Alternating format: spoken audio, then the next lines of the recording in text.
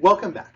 So in the last video, we talked about the particular empirical challenge that Clark and Cummins are trying to solve, which is essentially that they believe that when we look at the relationship between something like parent earnings and children's earnings, or parents' education and children's educations, we're going to end up underestimating the real transmission from parents to children of this important intangible thing called status, right? And that as a result of that, we're going to underestimate the degree to which differences in social status or class can persist across generations. Now, what we said is that in order to solve this problem, what we would need to do is lump together families by looking at last names and see how differences in earnings or education or some other measurement persists over time among families that have at some point a really, really high level of earnings or education or something like this. And the idea behind this is, for any particular family, your level of earnings, your level of education is going to depend on your status, but also the random stuff that happened in that generation. But if we average across a whole bunch of families, that random stuff is going to essentially wash out to zero. Now, the way that they do this is they look at the particular institution in England that has some of the best record keeping, going back the longest, and represents one of the highest pinnacles of, highest measurements of status, which is to say, enrollment in Oxford and Cambridge universities. So Oxford and Cambridge, which we'll call Oxbridge because that's what they do over there, are some of the oldest universities in the world, the oldest universities in England, and have been throughout their history the most elite and most selective institutions of higher learning in England. And so as a result, if we see that someone went to Oxford or Cambridge, that is just about the highest indication of educational status that we could get from somebody's college education. Now, the nice thing is, Clark and Cummins are able to find records of enrollment in Oxford and Cambridge that include students' names going back all the way to the 1200s. And so this is going to allow them to say how overrepresented or underrepresented a particular last name is in Oxford and Cambridge.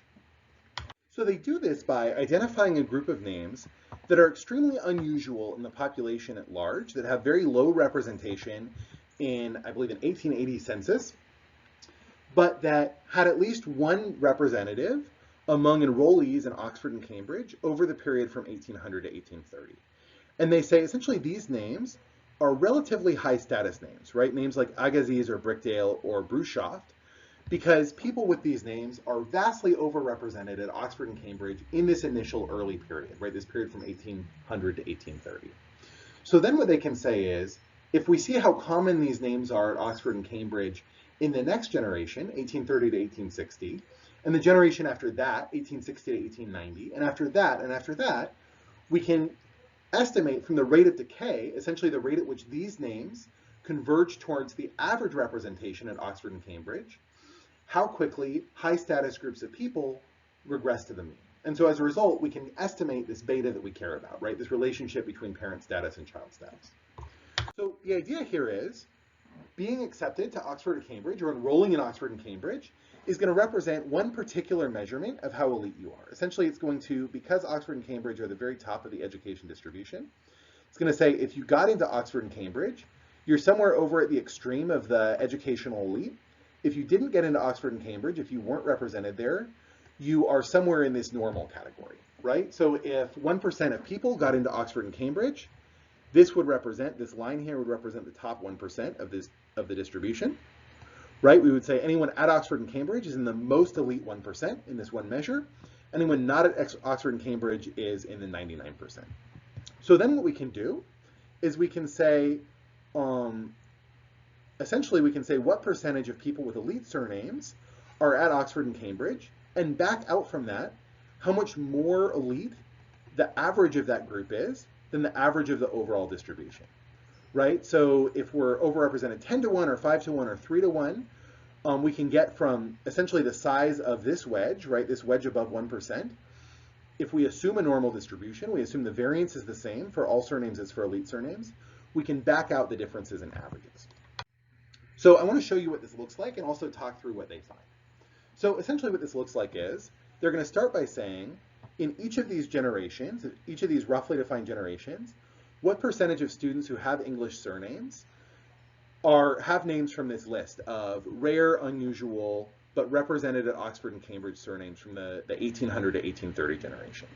So you can see their children's generation, in their children's generation, about 12% of all Oxbridge students have one of these rare elite surnames, whereas only about 1.2% of the overall population has one of these rare surnames. And so what we can learn from this is that there's essentially 10 times as many people at Oxford and Cambridge as you would expect if there was total regression to the mean in one generation, right? We can say that being at Oxbridge means that you're the top 0.6% of the overall education distribution. In other words, about 0.5% of all people in England and Wales at the time went to Oxford or Cambridge. And so from this and this, we can back out that the children of this original elite generation must have been on average about 1 standard deviation above the mean in this one measure of status, or this one measure of eliteness, which is attendance at Oxford and Cambridge. Right? We can do the same thing for the next generation. We can say they're about 8 times overrepresented, and that's going to suggest that they're about about 3/4 of a standard deviation above the average. Right? In the next generation, they're going to be just over 1/2 a standard deviation above the average. And from that, we can say, what's this relationship, right, between parent status and child status? We can estimate from the fact that we've got this rate of decay of about, each generation has about 3/4 the difference in status from average than the generation before it. We can estimate that our beta here, our relationship between parent status and child status, is somewhere around 3/4, right? So depending on the generation we're looking at, 0.72, 0.6, up to 0.76. Now, so essentially what this implies, what they're finding is, if we were to estimate SIT equals A plus B times SI t minus 1 plus error, we'd get an estimate of B of about 3/4, right? So we would say SIT equals A plus about 3/4 SIT minus 1 plus EIT.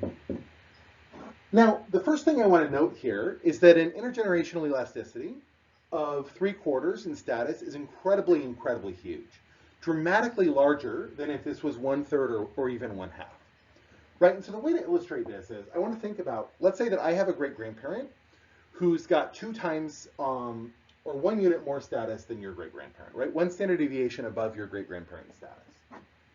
1 status great-grandparent.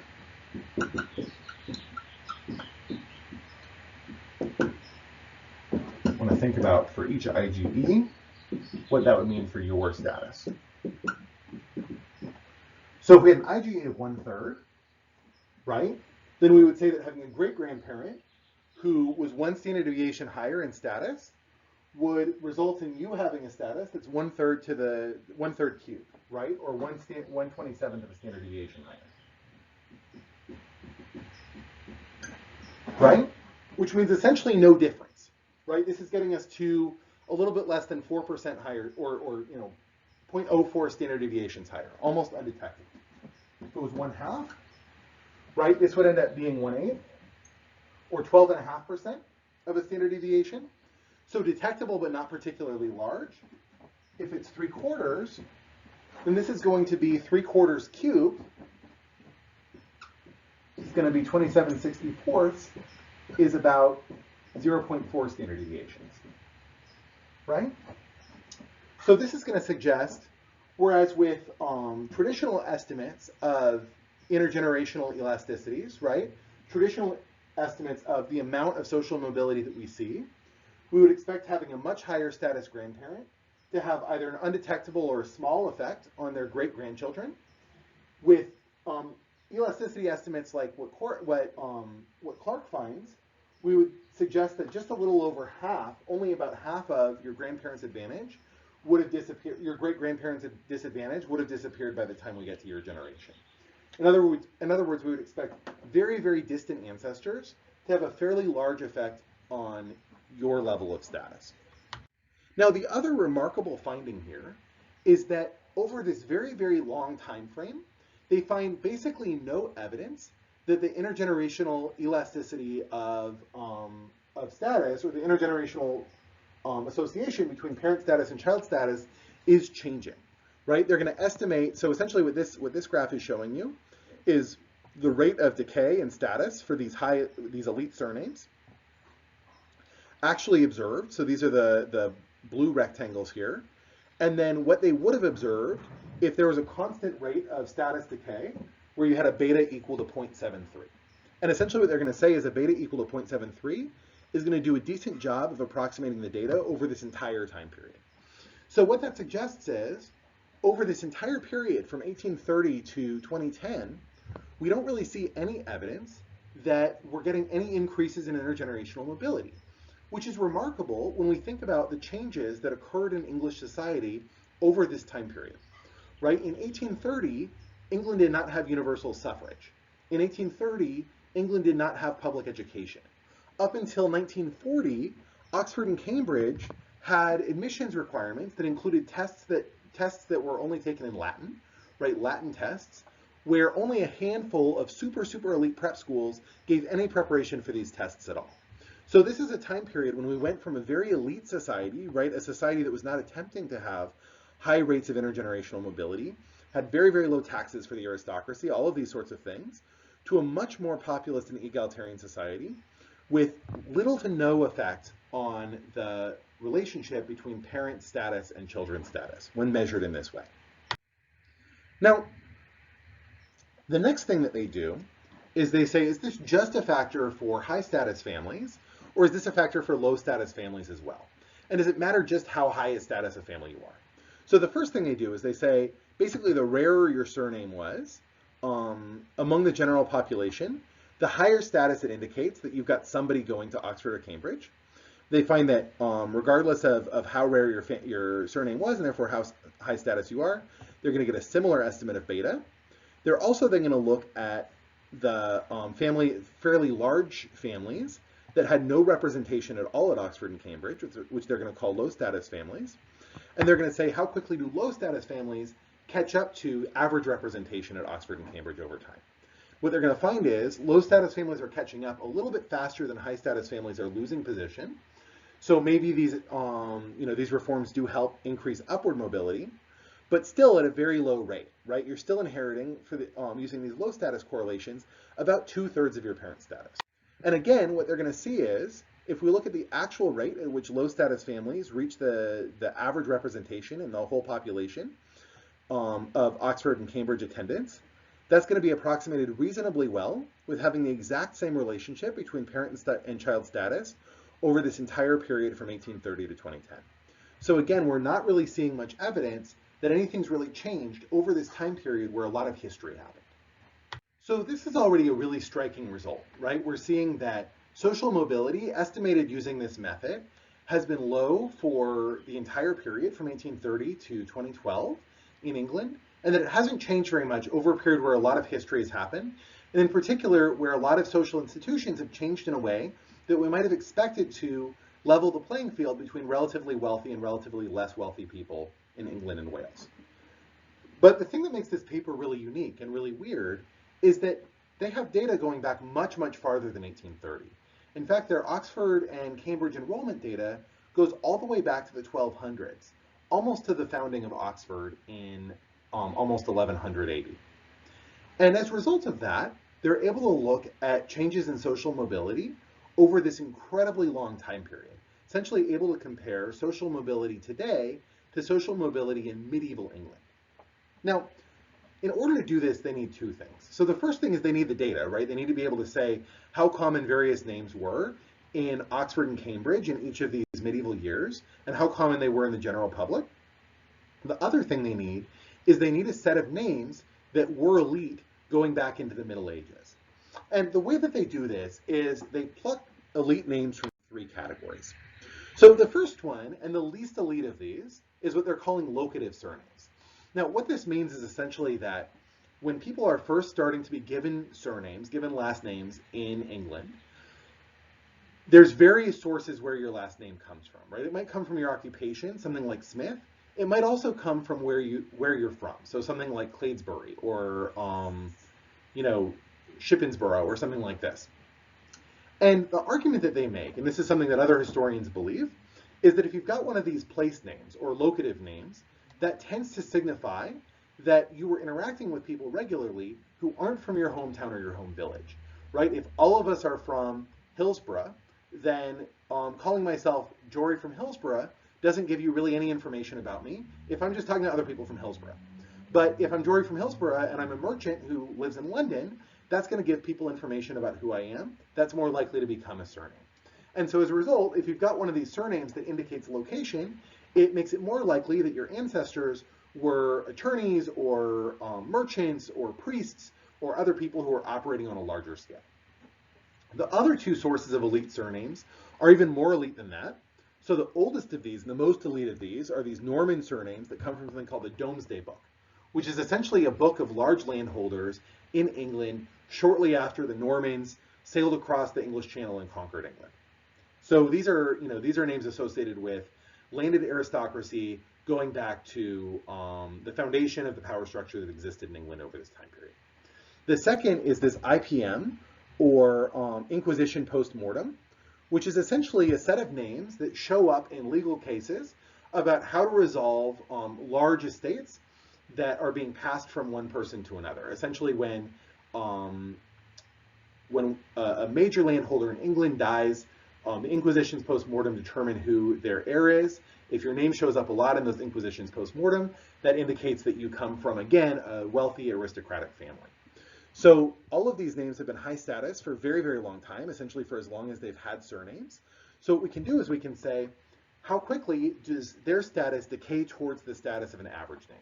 The reason this is going to work is because when the surnames are given, they're given to people of high status, but then their children and grandchildren and great-grandchildren are likely to hold on to those surnames, whether their children, grandchildren, great-grandchildren are high status or not. So if we look at this, what we're going to see is, as with the 1830 to 2010 data, if we look from the 1300s, when last names kind of stabilize, all the way to the modern era, we're going to see fairly stable rates of status decay in all three of these categories. Although the rate of status decay is going to be slower for these really, really high status names, the Norman names and the Inquisition post-mortem names, than they are for the locative names. And the argument that Clark makes about this is essentially that we shouldn't take that too seriously. That's probably a result of the fact that these names are so fancy and so highfalutin that, even if you're not really supposed to keep one of these names, like let's say you are the child of a mother who has a Norman name and a father who doesn't have a Norman name, maybe you're more likely to take your mother's name, even if that's not the standard naming convention.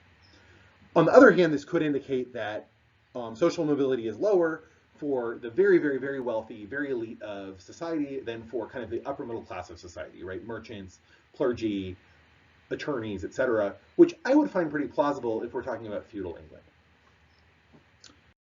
So using the locative surnames, right, so kind of the upper middle class surnames, they're going to get an estimated rate of social mobility or an estimated beta of about 0.83. So higher than the estimated rate in the 18 and 1900s, but not dramatically higher. If we rounded that down to 0.8, which isn't quite right, but if we said that we've got about 4/5, that would imply that if your great-grandparent was 1 standard deviation higher than average, you would be a little over half a standard deviation higher than average, right? Rather than about 40% of a standard deviation higher than average. So we're going to estimate a higher rate of social mobility, but again, a very, very persistent rate of social mobility that's going to stay similar across a lot of history, right? The Protestant Reformation, increasing powers of Parliament, the deposition of kings, right? The beginning of the end of feudalism, the beginning of education on a wide scale, all of these changes in society that we would expect to have a pretty significant impact on social mobility. So if we believe these results, they're suggesting that overall, the changes in social mobility from medieval feudal England all the way to the present are really, really modest and are hard to connect to any sort of changes in the way that we've organized society. So in the next video, we're going to talk about if we believe these results, and maybe we don't, but if we believe these results, what we ought to make of such a strange and striking finding.